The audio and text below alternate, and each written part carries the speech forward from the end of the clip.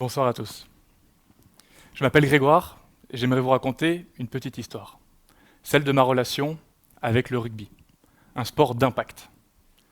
D'impact tout d'abord pour la violence des chocs qu'il peut y avoir sur un terrain, mais d'impact surtout pour tout ce que ce sport peut apporter à quelqu'un. Je viens du Pays Basque et ça fait maintenant 10 ans que je pratique le rugby. Et tout a commencé lors d'un choix que tout originaire du Pays Basque doit faire à un moment donné dans sa vie. Le surf ou le rugby. Et alors, reformulons un petit peu, ça revient à choisir entre d'un côté, être le beau gosse sur la plage, les cheveux longs, au soleil, le corps bronzé, magnifique, et de l'autre côté, passer ses samedis à prendre des coups dans la gueule et à manger de la boue. Et je crois que je n'avais pas encore développé un esprit critique suffisant à ce moment-là, parce qu'aller affronter des Golgoths sur un terrain m'a paru comme le choix le plus souhaitable. Avant de commencer le rugby, il faut vous dire que j'étais très timide, très introverti, je ne parlais pas beaucoup.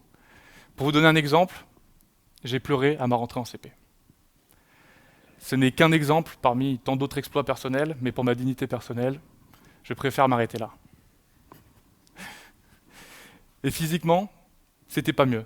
J'avais 14 ans, je ressemblais à une asperge, je savais pas courir, je savais pas tenir un ballon dans les mains, et je crois que j'avais le casque le plus moche qui puisse exister. C'était le combo parfait. Oui, voilà, la photo. Alors que maintenant, comme vous pouvez le voir, rien n'a changé, je suis toujours le même. Toujours le même, tout du moins physiquement. Parce que les plus grands changements qui ont eu place se sont passés à 2 endroits, ici et ici. Et c'est le premier sujet que j'aimerais aborder avec vous ce soir. C'est le rugby comme transformateur personnel. On dit souvent que le rugby, c'est l'école de la vie. Et je ne peux qu'être d'accord avec cette phrase, car le rugby repose sur des valeurs humaines que tout pratiquant porte avec lui sur le terrain, mais également en dehors. Et ces valeurs sont transmises par des encadrants et des entraîneurs qui œuvrent de façon bénévole pour construire des individus sur des valeurs de la solidarité, de l'altruisme, du courage. Et j'aimerais remercier tous ces encadrants, tous ces entraîneurs pour ce travail qu'ils réalisent au quotidien. Ces valeurs, ce sont la pierre angulaire du rugby.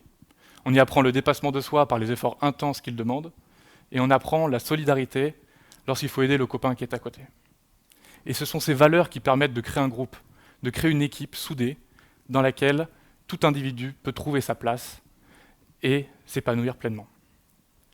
Le rugby permet également de vivre des émotions intenses qu'on ne retrouve que sur un terrain. Et on parcourt tout le spectre des émotions.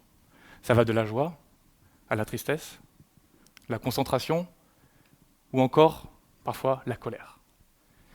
Et j'aimerais vous raconter un moment d'émotion intense que j'ai vécu récemment. Je joue au club de la Maison Basque de Paris cette année et l'année dernière. Et l'année dernière, nous avons réussi à nous qualifier pour la finale de notre championnat. Et comme vous le savez, une finale, ça ne se joue pas. Ça se gagne. Sauf que cette fois, on a perdu. Et on a ressenti une émotion intense, une tristesse folle juste après le match. Mais pourtant, paradoxalement, j'avais un sourire aux lèvres. Et je ressentais une joie intense. Et je n'étais pas le seul à ressentir cette joie intense.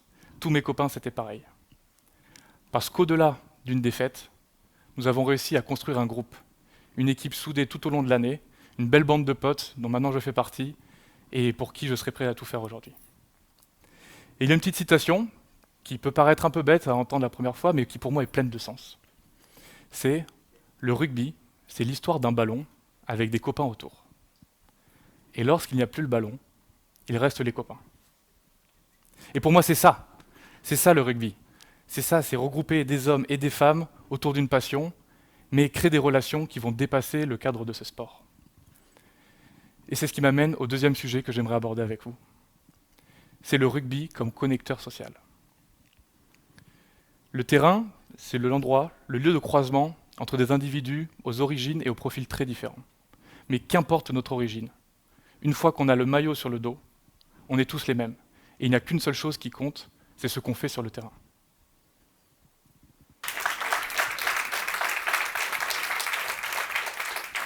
Le petit va côtoyer le grand, le gros va côtoyer le maigre, le lent, le rapide. Mais ce qui est génial avec ce sport, c'est que qu'importe notre physique, on a besoin de tous les profils pour faire une équipe cohérente. Et on a beau courir le 100 mètres plus rapidement que tout le monde, jamais on n'arrivera à gagner tout seul. Et c'est ce qui fait du rugby un formidable intégrateur social. Et j'ai expérimenté ce fait pendant toutes mes années de pratique, et en particulier pendant 2 expériences. La première a eu lieu lorsque j'étais en école d'ingénieur à l'ENSTA Paris, à Palaiseau, donc juste à côté. Nous avions un partenariat avec le club de Massy. Nous donnions du soutien scolaire aux étudiants, aux jeunes des sports-études, en échange de soutien logistique lors de nos événements. Et c'était génial de pouvoir vivre et de pouvoir passer des moments avec des jeunes qui ont le potentiel de pouvoir vivre de leur passion, de pouvoir devenir professionnels. On les voit au quotidien s'arracher tout le temps, sans jamais s'arrêter, alterner entre les cours, les entraînements, les matchs, pour atteindre leur objectif. Malheureusement, le monde professionnel est très compliqué d'accès. Et seule une poignée d'entre eux y réussiront. Et alors qu'ils auraient pu se considérer comme des rivaux, au contraire, je crois que je n'ai jamais vu un groupe aussi soudé que le leur. Et c'était magnifique à voir. Ils s'entraidaient tout le temps, il n'y en avait jamais un qui était laissé sur la touche. Tout le monde avait droit à sa chance. Et le programme de sport-études demandait une moyenne minimum de 12 sur 20 pour rester dans le programme. Et on les voyait pendant ces séances à tous s'entraider pour que personne ne reste sur la touche. Et voir ça, pouvoir partager ces moments avec ces jeunes, pouvoir créer un lien avec eux, c'était fabuleux. Et si on a pu, ne serait-ce qu'à les aider un tout petit peu dans la poursuite de leur objectif, pour nous, c'était mission accomplie.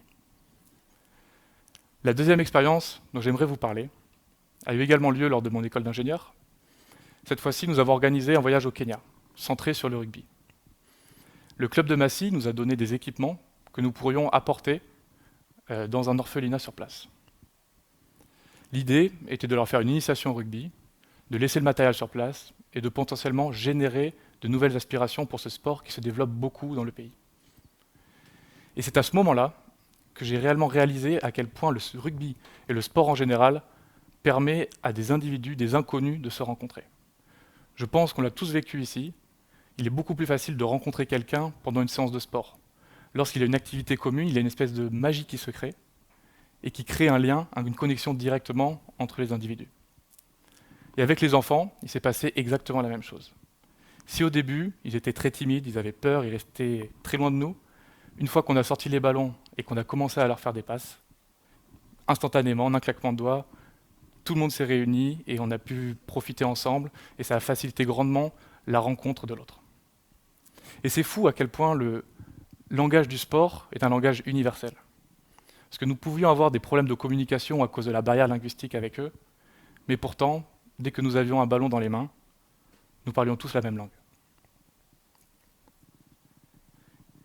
Moi, j'espère qu'à travers ce témoignage, vous avez compris et un peu mieux saisi pourquoi est-ce que ce sport m'est aussi cher aujourd'hui. Moi, je l'appelle ma pépite. Pourquoi ce mot de pépite ? Parce que pour moi, il réunit les 2 éléments principaux d'une pépite. La première, c'est que c'est une des choses les plus précieuses que j'ai dans ma vie. Et la deuxième, c'est que je ne savais pas qu'elle existait avant de la trouver. Et je suis tombé dessus par hasard.